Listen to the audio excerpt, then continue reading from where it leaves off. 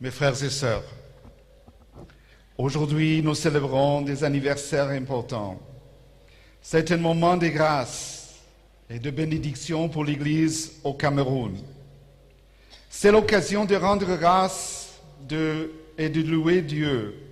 C'est véritablement une célébration. Te Deum laudamus.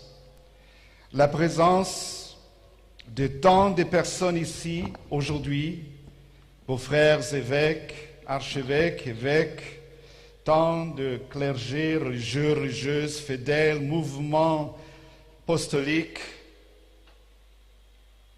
est l'expression de ces sentiments de gratitude envers vous, Excellence, et envers la merveilleuse Église métropolitaine de Douala que vous guidez et dont vous occupez aujourd'hui le siège. Chers frères et sœurs, commençons par le diocèse, l'archidiocèse de Douala. Nous pouvons peut-être considérer le 8 décembre 1890 et la consacration du Cameroun à l'Immaculée Conception à Marienberg comme un moment décisif dans l'histoire catholique du Cameroun. Les missionnaires palotins allemands, dirigés par Monseigneur Heinrich Witter, ont fait le premier pas dans l'effort missionnaire catholique. Malgré de nombreux revers, les missions initiales se développèrent rapidement et Douala se transforma en la plus grande circonscription ecclésiastique du Cameroun. Douala joua un rôle essentiel dans le développement des infrastructures éducatives, sanitaires et socio-caritatives. Le 31 mars 1931, Douala fut érigée en préfecture apostolique, séparée du vicariat apostolique du Cameroun. Le 27 mai 1932, elle fut élevée au rang de vicariat apostolique de Douala. Le 14 septembre 1955, le vicariat apostolique fut élevé au rang de diocèse. Et le 18 mars 1982, le diocèse fut élevé au rang de archidiocèse métropolitain. Parmi les illustres fils de l'église de Douala, nous admirons tout particulier André Kwa Mbangwe, premier Camerounais baptisé, connu, et catéchiste qui a travaillé sans relâche aux côtés des missionnaires.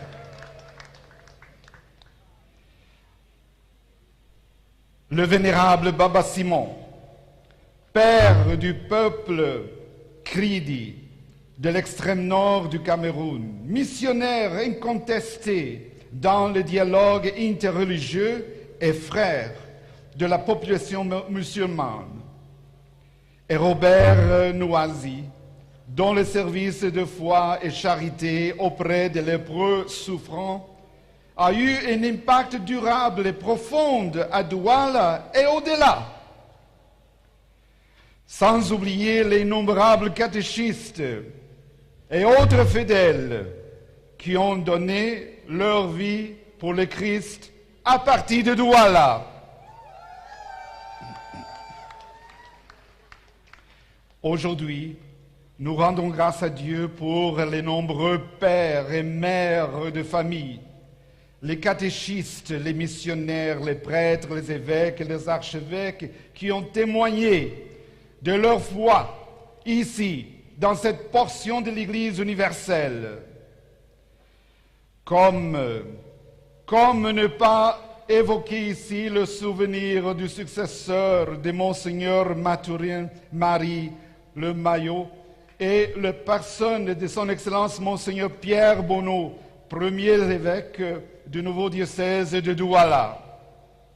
De son Excellence Monseigneur Thomas Mongo, qui, après avoir servi pendant 2 ans comme évêque auxiliaire de Douala, en devient l'évêque résidentiel, le tout premier résidentiel, le 5 juillet 1957.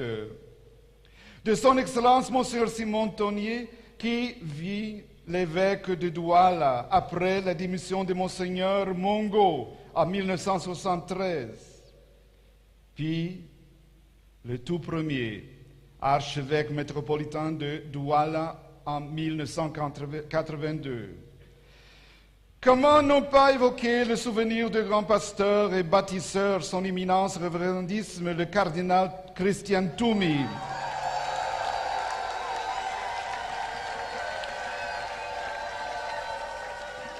Rappelé à Dieu le 3 avril 2021. Dans ces contextes grandioses,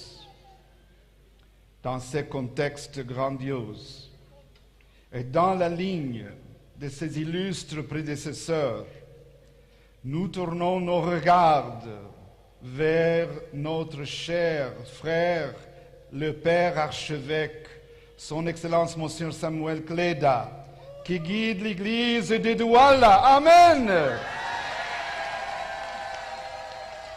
Amen. Amen.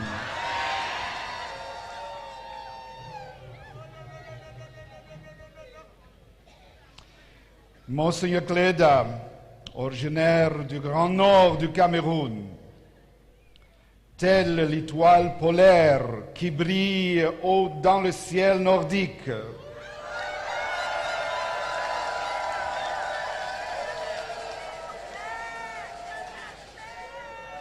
L'Église lui a donné le meilleur d'elle-même pour le préparer. Cette préparation s'est faite pendant de longs ans, à travers ses études au collège Mésénode en Gandéré, au grand séminaire de Colbison, à l'université pontificale urbanienne de Rome et au prestigieux Institut biblique pontifical. Vraiment un institut de grand prestige mondial, où il a rencontré, étudié et été formé par des personnes de renom et des modèles de service à l'Église du Christ. Le 9 mars 1986, le jeune diacre Samuel Cléda a été ordonné prêtre par son Excellence Monseigneur Antoine Ntalou, évêque de son diocèse bien-aimé de Yagua. Le Grand Nord du Cameroun, son peuple et son Église étaient bien connus du Père Samuel, notamment en tant que pasteur et formateur dans ses séminaires. Nommé évêque de Batouri par le pape Saint Jean-Paul II le 23 octobre de l'an 2000, il a été consacré par le cardinal Toumi avec comme consécrateur l'évêque Roger Pirenne et l'archevêque Félix del Blanco Prieto, nonce apostolique, dans la cathédrale de Batouri le 18 février 2001.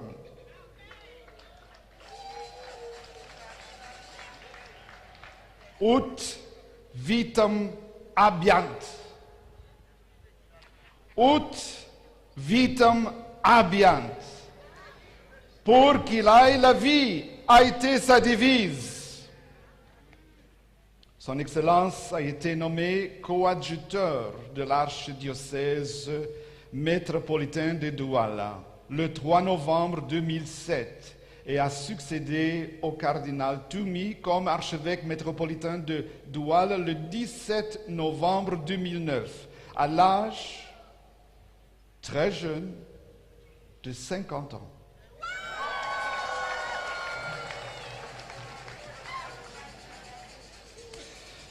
Parmi ses diverses responsabilités extra-diocésaines, Son Excellence a été président de la Conférence épiscopale nationale du Cameroun et de l'Association régionale des conférences épiscopales de l'Afrique centrale. Merci, Votre Excellence. Merci d'être notre pasteur.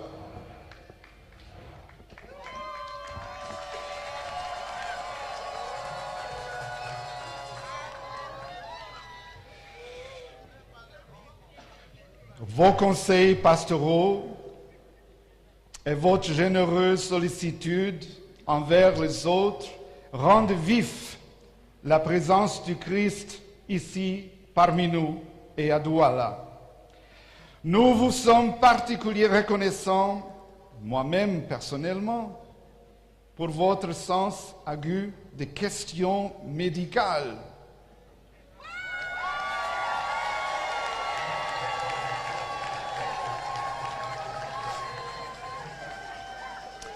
Et de leur traitement à base d'herbes et de végétaux africains naturels.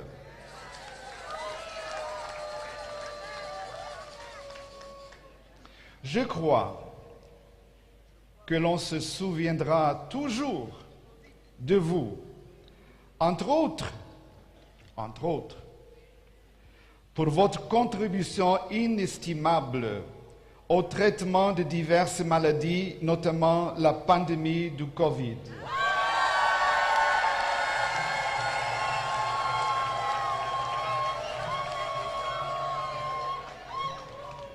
Moi-même, j'ai rencontré de nombreuses personnes qui témoignent de l'efficacité des traitements que vous avez pu leur prodiguer. Merci. Merci pour votre attention temporelle et spirituelle à notre égard. Amen. Ut vitam habeant. Ut vitam habeant.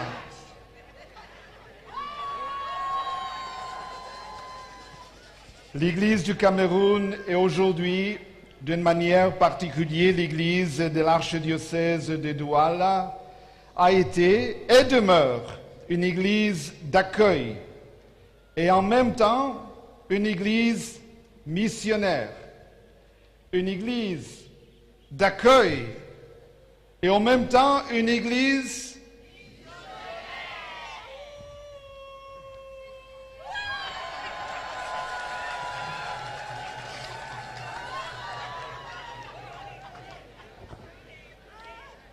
Aujourd'hui, je souhaite rendre hommage à la contribution de l'archidiocèse de Douala, à l'Église qui est au Cameroun et à l'Église universelle à travers le monde.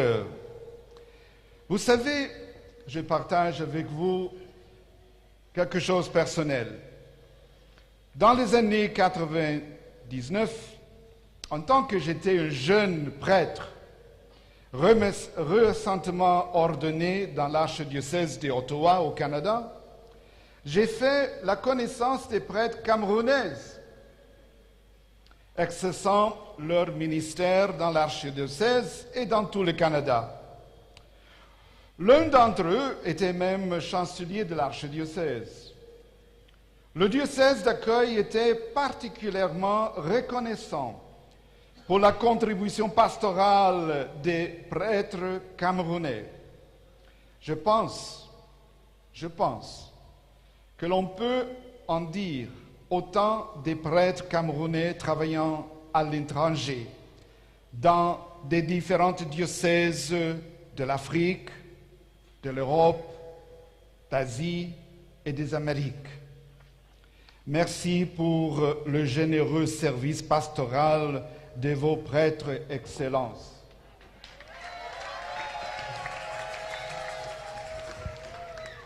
Je tiens à remercier les prêtres de l'archidiocèse de Douala.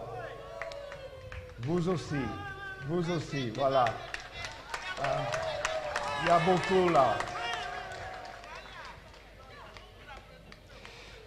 Je remercie les religieux et les religieuses pour leur générosité, leur altruisme, leur zèle missionnaire et leur témoignage du Christ ressuscité. Amen.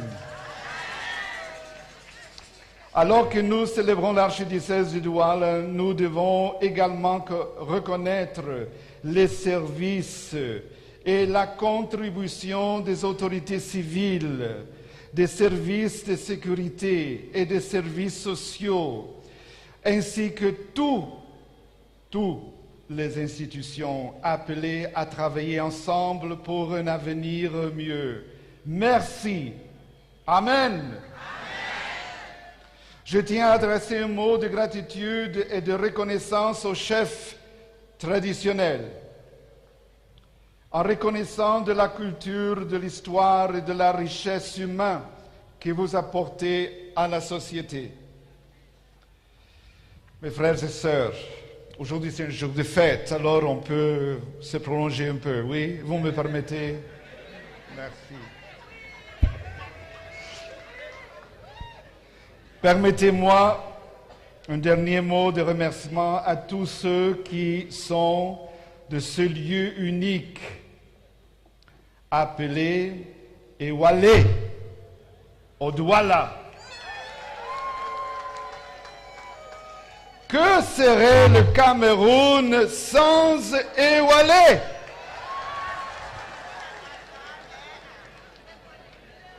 Que serait le Cameroun sans Ewalé? Que serait le Cameroun sans votre énergie et votre vigueur, votre détermination et votre sens d'entreprise, votre foi, votre accueil et votre esprit missionnaire?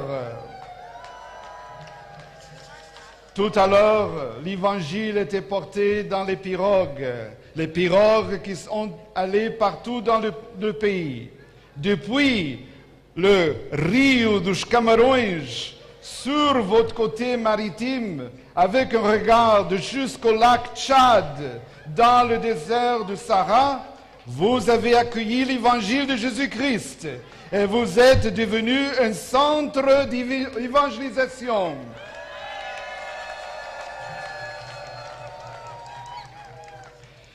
Pour comprendre la vie et le service chrétien, pour comprendre une église particulière comme Douala et la direction que Dieu lui donne, il faut, mes frères et sœurs, il faut être nourri et inspiré par la parole de Dieu telle qu'elle nous est présentée dans l'Évangile. Amen. La parole de Dieu d'aujourd'hui nous invite à une attitude de fidélité, à l'amour miséricordieux de Dieu, à l'humilité et à l'amour du prochain. Le chapitre 6 dont nous venons de lire, les 6 premiers versets, et le chapitre 7 du livre du prophète Osée, se présente comme une véritable plaidoyer par lequel le prophète exhorte vivement Israël à revenir à Dieu pour retourner à la vie. Selon le prophète, l'échec d'Israël et de Juda doit être compris à la lumière de leur refus à se repentir en profondeur. En effet, en 722 avant Jésus-Christ, Israël a connu un châtiment des mains des Assyriens et Juda par les Babyloniens. Le prophète y voit la main de Dieu. Mais si Dieu a jugé ou corrigé son peuple, c'était par amour. Il est prêt à accueillir de nouveau. Son jugement vise à leur motiver à la repentance. Et si le peuple se repent, il connaîtra la guérison et retrouvera l'espoir. Dieu lui offrira une vie restaurée en son temps. Puis le prophète précise la manière dont doit s'effectuer ce retour. Par la sincérité du corps. Par la sincérité du corps et une connaissance vivante de la volonté de Dieu. Ce qui plaît à Dieu, c'est l'amour fidèle et une connaissance intime de sa personne et de sa volonté. Or, la piété d'Israël et d'Éphraïm est teintée de superficialité. C'est une piété instable et passager, faite d'exécutions mécaniques et rituels religieux. Une telle piété est comparée à la rosée du matin qui s'évapore rapidement dans l'air. En un mot, le texte de notre première lecture nous rappelle que la pratique religieuse ne doit pas se limiter à des traditions ou à des apparences. Dieu privilège la fidélité de sa personne sur les sacrifices rituels et les holocaustes. C'est le même enseignement que Jésus nous donne à ses disciples dans le passage de l'évangile d'aujourd'hui. Jésus utilise une parabole pour le faire, c'est-à-dire une histoire qui explique d'une manière simple certaines vérités spirituelles pour que les gens puissent comprendre.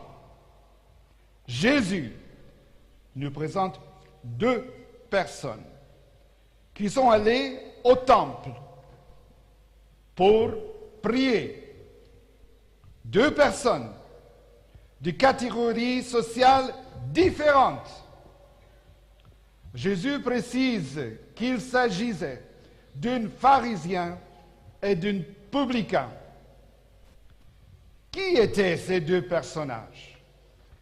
Qui étaient ces deux personnages? Nous avons d'abord un pharisien. Les pharisiens étaient un courant religieux juif influent. Ils croyaient en la résurrection des morts, aux anges et au jugement dernier. Croyance partagée avec les chrétiens, le christianisme naissant. C'étaient des juifs fervents et respectés du peuple. Mais ils prenaient une application rigoureuse de la loi dans la vie quotidienne. Des apparences. Ils sont dépeints dans l'Évangile comme des légalistes. Jésus, très souvent, se rapproche leur formalisme et leur orgueil spirituel, les qualifiant parfois d'hypocrites. Nous avons ensuite la deuxième personne, le publicain. Au temps de Jésus, un publicain était un collecteur d'impôts, chargé de percevoir des taxes. Ah, les taxes!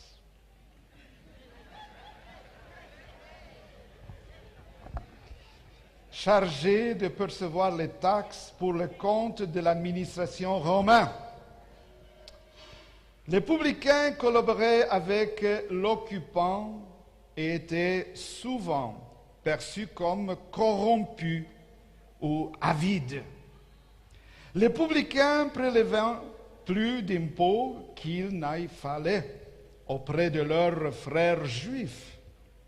Ils étaient donc profondément méprisés et considérés comme des pécheurs publics. Les publicains étaient parmi les exclus ou les marginaux. Leur proximité avec les autorités romaines et leur réputation d'hommes malhonnêtes en faisaient d'eux des parias. Notre premier personnage et ainsi un homme profondément religieux qui veut se conformer à tout prix à la loi. Un homme qui croit sincèrement que le fait de bien pratiquer les exigences de la loi de Moïse lui vaudra de salut puisque Dieu reconnaîtra tous ses efforts. Le publicain. Le publicain est dans le temple, à la première place, où tout le monde doit le voir. Il est debout. C'est l'attitude normale pour la prière. Mais Saint Luc nous dit qu'il prie en direction de lui-même. Il prie en direction de lui-même. Et se prie lui-même en se contemplant comme dans un miroir pour se féliciter de toutes ses perfections physiques et se féliciter d'être juste. Chers frères et sœurs, il nous arrive si souvent d'être de ceux qui croient qu'ils sont de bons disciples de Jésus. Ça m'arrive à moi. De ceux qui jugent les êtres et qui aiment tant passer pour des gens de bien. Au lieu de demander pardon pour les péchés qui nous éloignent de Dieu et de nos frères, ils sont convaincus que Dieu leur ouvrira le ciel à cause de l'argent qu'il offre ou à cause des longues prières dans les places publiques, les carrefours et les lieux de prière, ou en passant des jours sans repas pour faire remarquer leur religiosité aux autres. Mais, pour Jésus, on a besoin de beaucoup de plus qu'une justice autoréférentielle pour aller au ciel. On aura besoin de la loi de l'amour de Dieu. La loi de l'amour de Dieu et du prochain. Le pharisien du temple a prouvé qu'il était non seulement orgueilleux, obsédé par son moi, mais encore qu'il n'avait pas le moindre amour pour son prochain, qu'il regardait de haut avec méprise et jugeait à travers le publicain. Il était monté pour prier, mais il ne voulait pas prier Dieu. Il voulait se louer lui-même, nous a dit saint Augustin dans le discours 115, verset 2. Il se sentait mieux que tous les hommes. Sa prière et la manière de le faire en disant long, je cite, « Mon Dieu, je te rends de grâce parce que je ne suis pas comme le reste des hommes qui sont des voleurs, commettent des injustices et vivent dans l'adultère. Moi, je ne suis même pas comme ce publicain qui prend l'argent qui ne lui appartient pas. Moi, je jeûne 2 fois par semaine et je verse le 10e de tout ce que je gagne. » Voilà un homme dont la prière est une violation directe de la loi à travers la haine qu'il voit au publicain. Loin de le conduire à aimer et se convertir, sa prière est un moment pour passer en revue tout ce qu'il entourait et de la dureté de son cœur, ne sorte que jugement et calomnie. Et il se plaint à la faire sans le moindre regret. Les œuvres bonnes dont il parle sont une bonne chose, mais ce n'était pas assez. Rappelons-nous ce que Jésus avait dit à des pharisiens qui lui parlaient justement de leurs bonnes œuvres. Jésus lui dit, je cite Luc 11, 42, « C'est là ce qu'il fallait pratiquer sans omettre les autres choses. » En effet, il omettait d'aimer les pauvres, d'aider les veuves, d'être miséricordieux et d'aimer Dieu plus que eux-mêmes.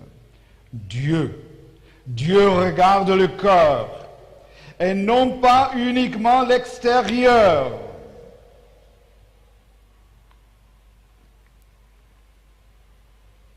Il faut purifier l'intérieur et l'extérieur.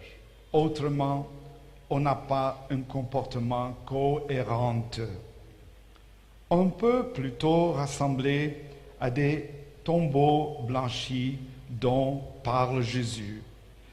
Malheureux êtes-vous, scribes et pharisiens hypocrites, parce que vous rassemblez à des sépulcres blanchis à la chaux. À l'extérieur, ils ont une belle apparence, mais à l'intérieur est rempli d'ossements et de toutes sortes de choses impures. Matthieu 23, 27. Le publicain, tel que Jésus le présente, est un homme qui est dérangé par sa conscience. Ayant pris de recul par rapport à son comportement vis-à-vis de Dieu et de ses frères, il monte au temple pour demander à Dieu de lui pardonner.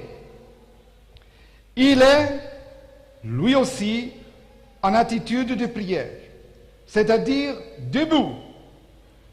Il se tient seul et isolé dans un coin. Il est tellement accablé par ses fautes qu'il n'ose pas lever la tête. Il a honte. Regardez vers Dieu qui est toute sainteté. Il ne parle pas des autres. Il se présente lui-même. Il se présente lui-même devant Dieu, espérant que la miséricorde de Dieu rencontre sa misère. La sienne est une prière qui vient des profondeurs de son cœur brisé. Mon Dieu, montre-toi favorable au pécheur que je suis. L'attitude du publicain est celle d'un homme humble qui reconnaît son péché et veut se repentir. Sans humilité, on ne peut pas faire une bonne prière. Sans humilité, on ne peut pas faire une bonne prière. On ne peut pas établir une relation d'amour avec Dieu, ni avec le prochain. Le publicain n'est pas suffisant. Il sait qu'il a besoin du secours de Dieu. Frères et sœurs, cette parabole nous est racontée pendant le saint temps de Carême, dont l'un des piliers, selon Jésus, est la prière. Jésus nous invite à revoir nos différentes manières de prier, ainsi que nos relations les uns envers les autres. Revoir les relations uns envers les autres. À travers le publicain, Jésus nous apprend que prier, c'est se mettre en présence de Dieu. À Dieu, présenter notre vie telle qu'elle est, avec ses forces et ses faiblesses. La prière, c'est prendre conscience d'avoir manqué notre cible. L'amour infini de Dieu et de demander à Dieu la grâce de sa délivrance par notre conversion. C'est ce que fit aussi le roi David dont nous parle le psaume de ce jour. Quand le roi David prit conscience de la gravité du péché d'adultère et du meurtre de Hur. Pitié de moi, mon Dieu. C'est un cri plein de confiance en la miséricorde divine. Mais le roi David sait aussi que ce que Dieu veut, c'est la fidélité et non le sacrifice. Mes chers frères et sœurs, c'est aussi la fidélité au service de Dieu dans sa vigne que nous sommes venus célébrer ce matin à Douala et rendre grâce. Fidélité du diocèse de Douala, fidélité de son Excellence Monseigneur Samuel Cléda, mais aussi fidélité de vous, filles et fils, qui formez tout le peuple de Dieu de cette grande famille diocésaine de Douala. L'anniversaire n'est pas un point d'arrivée, mais un nouveau départ. Un nouveau départ. Le travail n'est pas fini, il est à peine commencé. Alors, je vous souhaite à tous de redoubler de fidélité, d'humilité. Apprenez surtout la fidélité dans l'amour pour Dieu et entre vous. Douala grandira s'il vit dans l'amour en suivant le chemin de l'humilité. Dieu élève ceux qui se humilient et il abaisse les suffisants. Douala grandira. En ouvrant les yeux, chaque membre de la famille diocésaine verra un frère et une sœur à aimer et non à exclure, même dans la prière, comme le pharisien dont la prière pourrait être ainsi actualisée. Permettez-moi un peu de fantaisie. Est-ce que je peux? Je suis presque fini.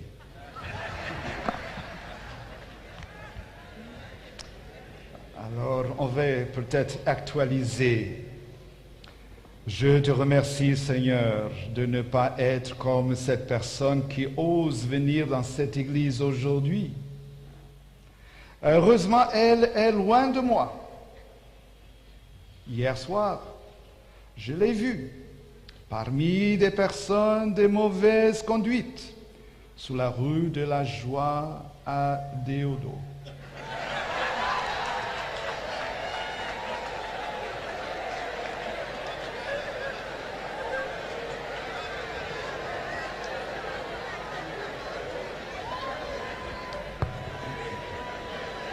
Je crois qu'elle se livre aux mêmes activités qu'elle. Vraiment, Seigneur, je me demande si c'est sa place ici. Elle te déshonore et elle fait preuve d'un manque de respect à l'endroit de cette Église. De fait, on le voit bien. Elle a tellement honte qu'elle cherche à se faire ignorer. Seigneur, je suis trop parfait pour fréquenter ces imparfaits. Fin de citation. Maintenant, on retourne à la réalité. Au contraire, pour aller plus loin, laissons-nous regarder, mes frères et sœurs, par le Christ. Permettons qu'il regarde aussi le prochain. Ensemble, nous grandirons dans son amour miséricordieux. Avec Jésus, il ne peut y avoir que la véritable amour miséricordieux du prochain. Avec Jésus, il ne peut y avoir que la véritable communion. Dieu est amour. L'amour est communion. La communion est amour. Nous, toi et moi, nous sommes faits pour la communion. La Eucharistie est le signe par excellence de notre communion avec Jésus et avec nos frères et sœurs. Et en terre camerounaise, c'est ici, à Camerounstad, d'une fois, comme on l'appelait autrefois, au quartier de Bonanjo, à moins d'un kilomètre de cette cathédrale, que pour la première fois, l'Eucharistie était célébrée par Monseigneur Henrique Viter. C'était le 25 octobre 1890. Quelle grâce, Ewalé! Quelle grâce, Ewalé! Quelle grâce, Ewalé!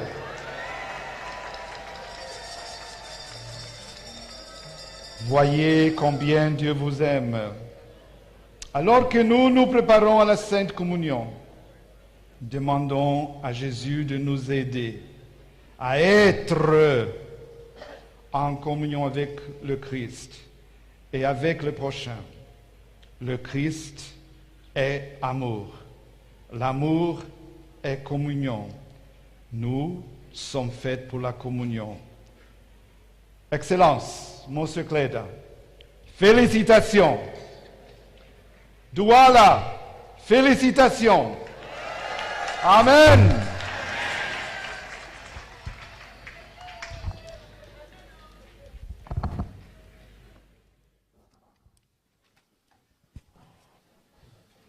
Nous venons de suivre la méditation du nom de Saposi, le Cameroun et en Guinée équatoriale. Nous avons retenu les félicitations à l'endroit de Monseigneur Samuel Cléda, les félicitations du Saint-Père, le pape Léon XIV à l'endroit de Monseigneur Cléda, ces félicitations aux quotidiens de Douala pour leur engagement.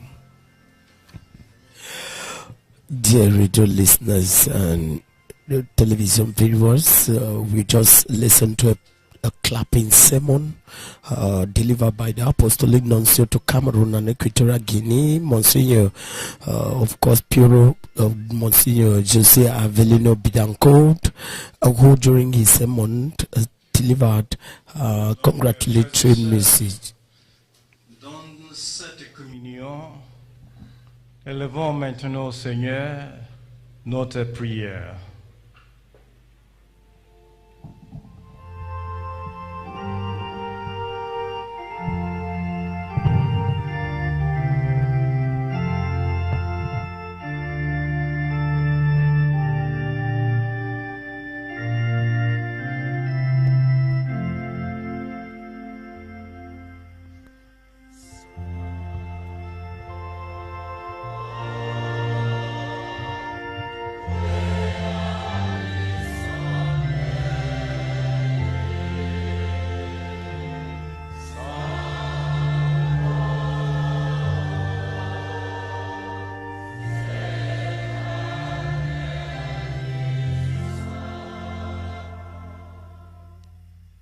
Nous te présentons, Seigneur, ton Église et ses pasteurs, sous la conduite de l'Esprit Saint, qu'ils demeurent accueillants à tous et restent fidèles à la vocation